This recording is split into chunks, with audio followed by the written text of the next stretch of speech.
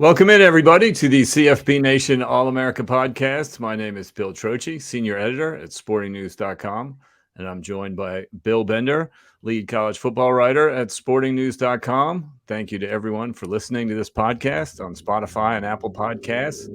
And for those of you watching on our YouTube channel at CFB Nation, if you have time to leave a review on Apple, that would be great. If you could have time to leave some comments and a like on YouTube, that would be great. Thank you to Irish Breakdown, your source for Notre Dame football information. They have a tremendous lineup of podcasts and great stories at irishbreakdown.com. You can follow Bill on Twitter at BillBender92. You can follow me at Bill Trocchi, and keep an eye on the main Sporting News account at Sporting News. 5 weeks, Bill. We've stayed 5 weeks. Well, how long was this countdown when I started it? If we were 5 weeks from week 0 at this point, I feel like I started it right in January. Did I not? I think so. We're moving right along. We're in the heart of media day season.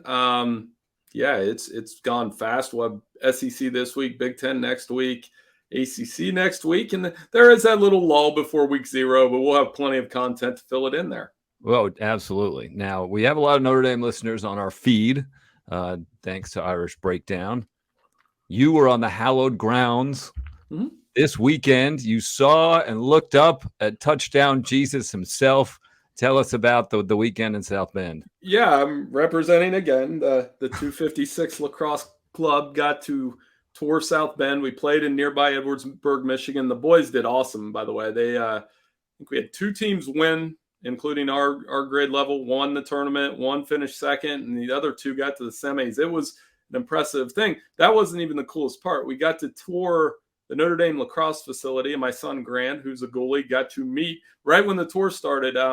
This guy named Liam Intman walked in, and he's a decent goalie at Notre Dame, and my son got to meet him, and it was awesome. That campus, whenever you walk around the football stadium, see the statues, see Touchdown Jesus, you can't help but get a little hyped up for football season. And I know the Irish are very excited about where they're at going into this year. But it was an awesome weekend. It got me going because once we got home, I was tired as I was from the drive. Very proud of the boys and very excited to get college football started. Yeah, and like you said, in Nashville this week, SEC Media Days are rolling Monday through Thursday. We are recording this on Tuesday. It should be published Wednesday on the CFB Nation feed on Apple Podcasts.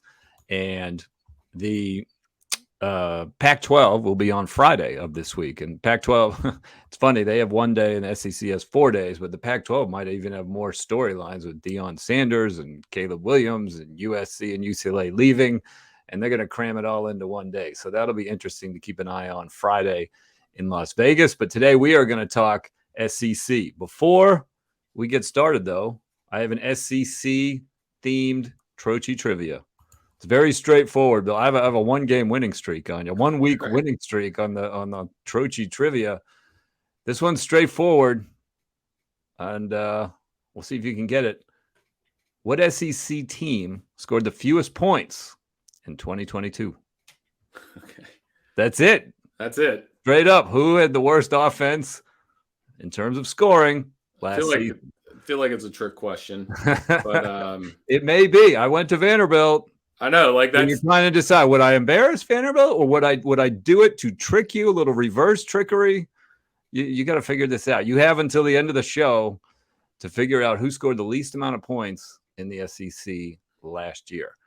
So let's talk about first. We'll start at the top of the league. Which program is the closest to dethroning Georgia? You and I talked about this yesterday.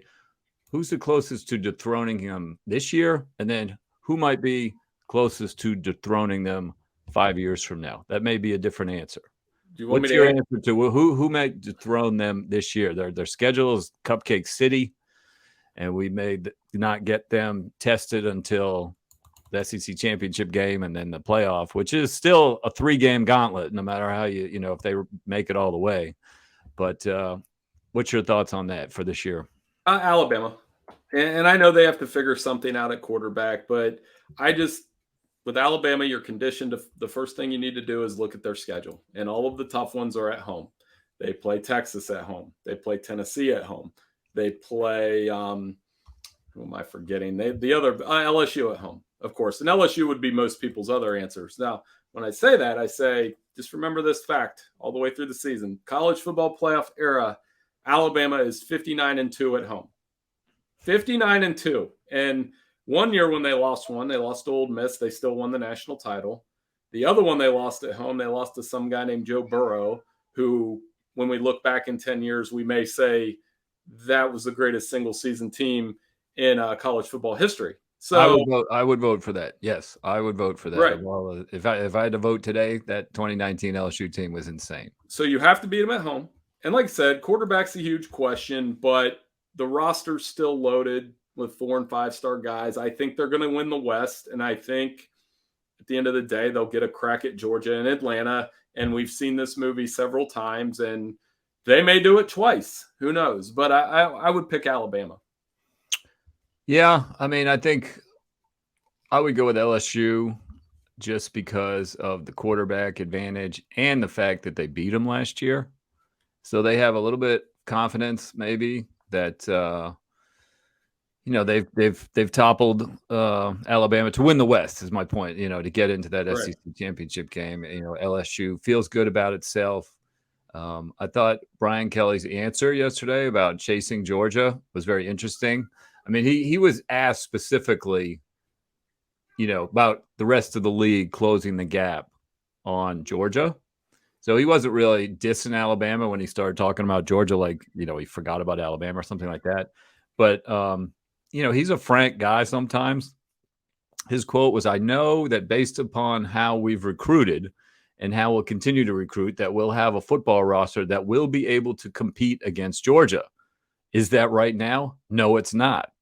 But if we continue to do what we're doing, we're going to have a roster that can compete against Georgia." So he admits that there's still a gap between LSU and Georgia. He felt it in the SEC championship game last year, but he has his sights set on them. And, you never know with a new quarterback like Georgia's has this year and how he's going to perform in the biggest of games. Jaden Daniels has a little more experience, and he played well, actually, in the SEC championship game against Georgia.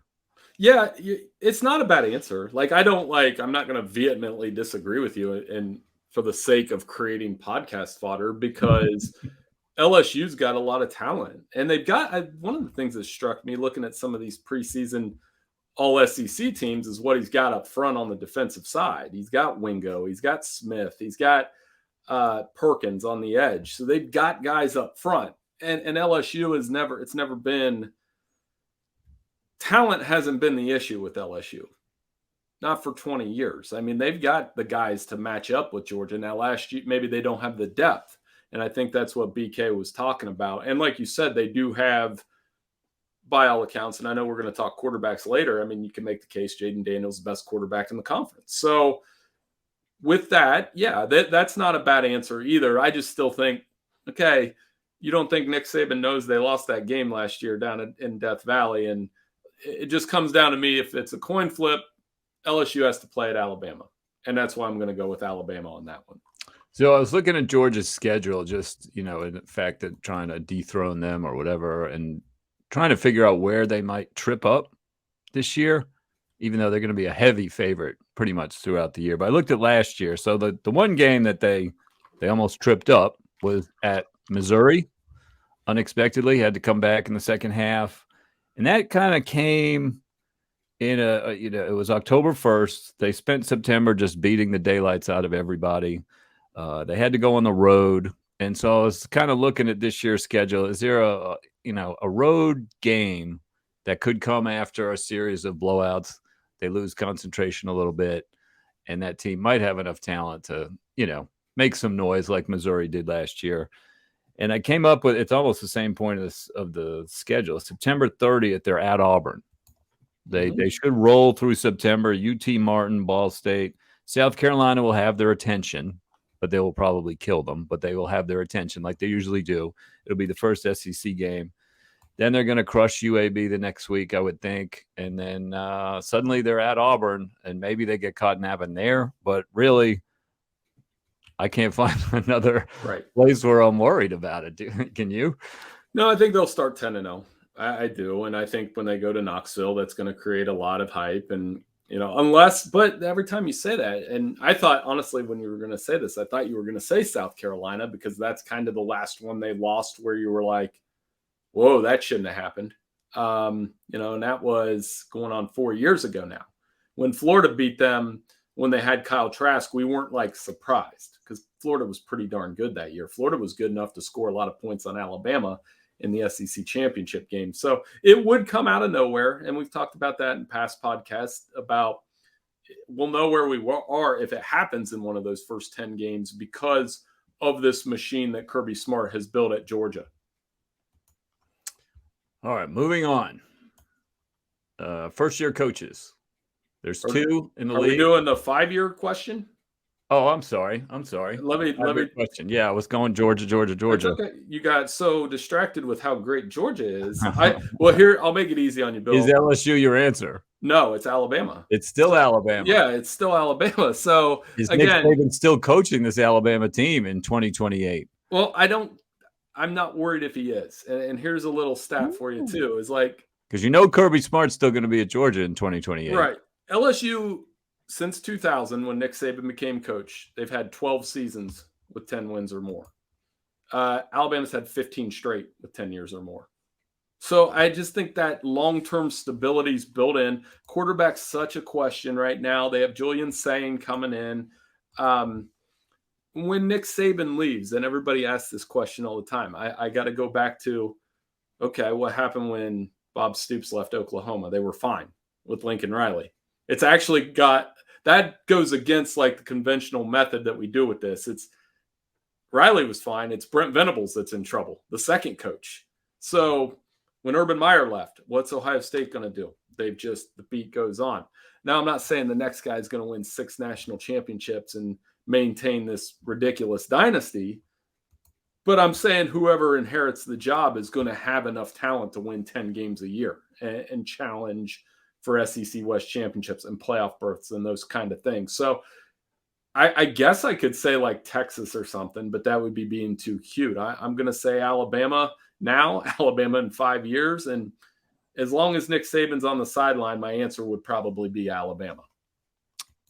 My answer is I don't have an answer other than Georgia's gap will widen. Okay. Over the rest of the league because Kirby's building something and he's not going to slow down. He's so young and he's so committed and he's so focused and there's so much talent in the state of Georgia and Alabama is going to have to make a coaching transition at some point, right? At some point. BK's in place. He's in his 60s too, so I just think Georgia is set up to dominate. And I know the SEC is hard to dominate in, but I feel like they will extend their gap on the rest of the league over the next 5 years. So topic number 2, SEC first-year coaches. There's 2, Mississippi State, Zach Arnett, and Hugh Freeze at Auburn. The over-under wins. My question for you is who wins more games in year 1? Both teams over-under is 6.5. Mississippi State won, I think, 9 last year, and Auburn won 5. But they're, according to DraftKings, they have equal over-unders at 6.5. Do you have a feeling who might do better in year 1 at Mississippi State or at Auburn? Well, it probably will be whoever wins that game.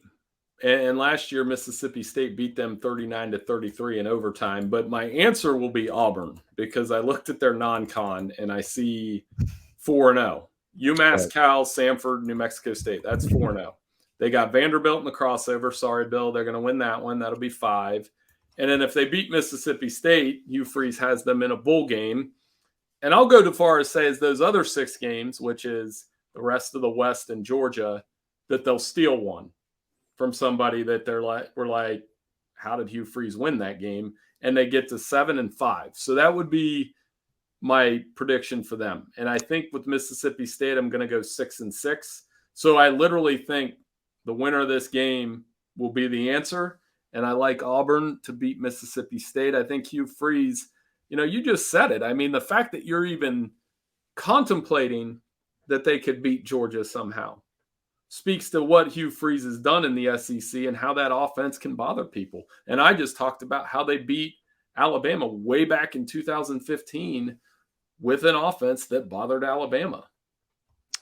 I agree. I'm a little worried about Mississippi State and their transition offensively this year. They're going away from the air raid, and it's a dramatic shift. Dramatic shifts usually do not work well in year one.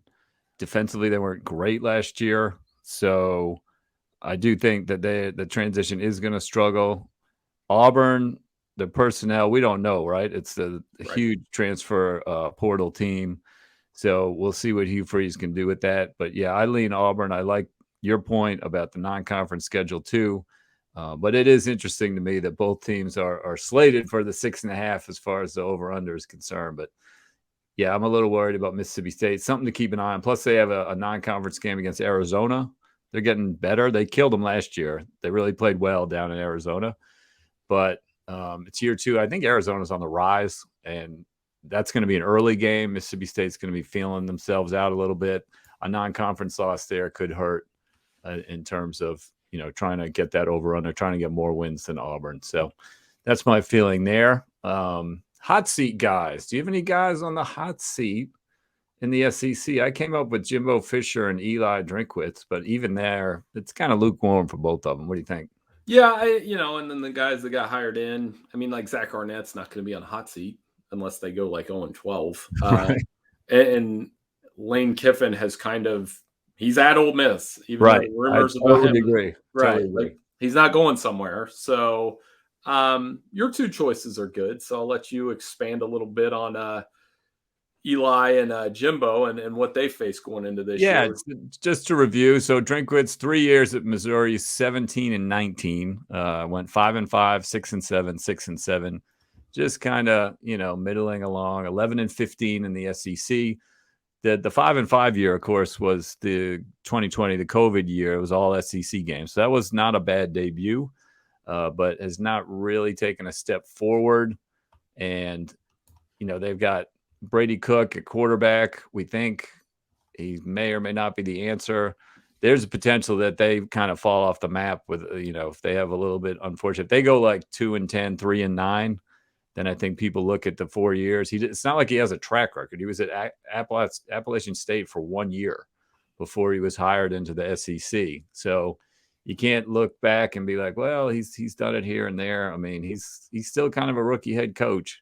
I like him. He's great in press conferences, but if he finishes even 4-8 or worse, he could be on the hot seat. And then to review Mr. Fisher, everybody knows. So he's been at Texas A&M for 5 years. Basically had one really good year, the COVID year, which to me, it's hard to replicate. A lot of teams, it had just players out all over the place and practices, and just the whole season was totally weird. But give them credit. They went 9-1. They won the Orange Bowl. They basically fulfilled expectations of what Jimbo Fisher is supposed to do during that COVID year in 2020. The other 4 years he's been at Texas A&M, they are a combined 15 and 17 in the SEC, unranked at the end of the season 3 out of those 4 years. And he's not had more than 8 regular season wins in any of those 4 years. He has, as a reminder, 9 years and $85 million remaining on his deal. What gets him even further on the hot seat, Bill? Well, I'll say I think they're going to be good this year. I think. And some of that's the Bobby Petrino factor. Some of it's Connor Wigman. I think Evan Stewart could have a breakout season. Reuben Owens. They've got pieces, and they've got talented pieces. So, all of the dysfunction from last year and all the stories we read and all the guys that went into the transfer portal, it's a lot of addition by subtraction. It's a lot of subtraction. So will that lead to addition? We'll see. I mean, they have talent in the secondary. So they didn't get a pass rush last year. They didn't have a player with 3 sacks. I mean, that's what's got it. As much as we're focused on Bobby Petrino, all that talent they've recruited on the defensive side of the ball has to show up. But the contract, the hire, they could go 9-4 again, or 10-2, or whatever, or 10-3, and he'll be fine. Unless they go like 6-7, which I don't think they will, he'll take some of the heat off. Mizzou's different because Mizzou, I looked this stat up, they're 1-9 against ranked teams the last 3 years, and they've lost. So everybody remembers how close they were against Georgia. So factor that into this. They've lost those 9 games by about 25 points per game. Not even close in some of these, when they play a ranked team. It's not, Sonny Dykes, to that comment he made about realignment last week, he took a direct shot at Mizzou and moving from the Big 12 to the SEC. And he's probably right, because the reality that Mizzou fans might not want to face is they probably belong in the Big 12 in football. That's their weight class. This isn't their weight class. And I know they've recruited some talent. I know they had success with Gary Pinkel with those Chase Daniel teams and DGB and getting to Atlanta. That's not going to happen in this setup. It's just not. So I think they're the one, no matter who the coach is, that they're going to face this question every 3 years unless they pull off a couple upsets along the way. So back to A&M, what did you think about the question that Fisher was asked about play calling with Bobby Petrino yesterday, and he wouldn't answer the question. Said, is Bobby Petrino going to call the plays? And he said, well, we're not going to get into that. And everybody raised their eyebrows because people are worried those two egos can't fit in the same room or on the same sideline already. And he has not given up play calling duties, at least publicly. And I think everybody expects him to. Well, yeah. And as somebody joked on Twitter, and I've kind of been using this one line or two in variations, that we'll find out on 3rd and 8 against Miami. And we'll find out when those cameras are going camera 1, camera 2, camera 1, because they're going to do that early. They're going to play up this relationship as much as they can. I still think it's going to work out. Jimbo could have been up in front and honest about it. It probably would have been better. It probably been less of a story. Much less of a story. Just say it. Just say, yeah, Bobby's going to call the plays. And then that's the end. And then it's not brought up again. Even if they're still trying to figure it out. Even if, Fisher has veto power or whatever. Don't make it a story by dodging. It happened last year with Scott Frost and Mark Whipple at Big Ten Media Day. Same setup, same question. And Scott had said, it's going to be Mark calling the plays. And then it was, well, are you going to weigh in? What are you going to say? Are you going to help? And that got off to disaster with the loss against Northwestern, and Scott Frost never recovered. So, yeah, honesty, probably the best policy there. And he probably should have, even if he's calling the plays, he should have said, no, I'll start to call him, and we'll see as the season goes on if Bobby gets into a play calling role. But for now, he's in a, and that's how this works. But it became a much larger story because he didn't answer the question. Right. He's given it legs and it gives the impression they still aren't settled even after a full spring. So that was interesting. All right, I got a list of non-conference games. I shared it with you before the podcast, about 7, 8. What jumps out to you early? Obviously, week 1, the LSU Florida State, that Sunday night game is going to be the game of the weekend and will have a big effect on the national championship race.